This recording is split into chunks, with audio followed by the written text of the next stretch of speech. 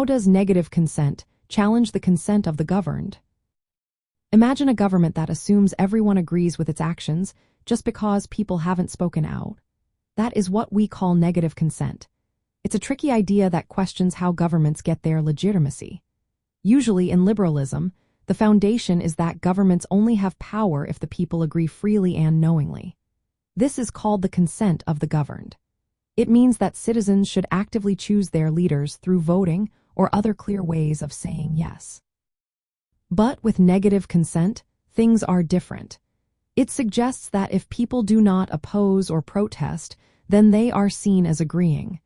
This can happen even if they are not truly happy or informed about what the government is doing.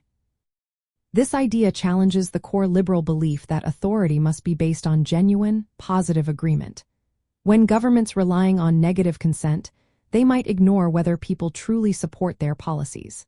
Instead, they count on the fact that most people do not oppose them openly. That can be dangerous because it means the government might stay in power without earning a real mandate from the people. It also opens the door for governments to act without proper accountability.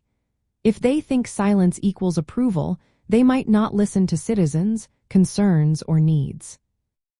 Another problem with negative consent is that it can be manipulated.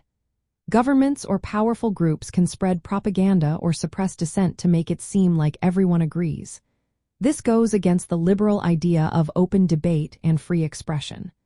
When dissent is silenced or ignored, the government can push policies that infringe on individual rights, claiming they have the people's approval. So, in simple terms, negative consent challenges the very idea that governments should rule only with the clear and active approval of the people. It replaces the idea of informed, voluntary agreement with passive acceptance or even coercion. This can weaken democracy and make governments less responsive to the needs of their citizens. It reminds us why active participation and honest communication are so important in a liberal system. Without that, the legitimacy of government becomes questionable, and the foundation of liberty and individual rights can be compromised.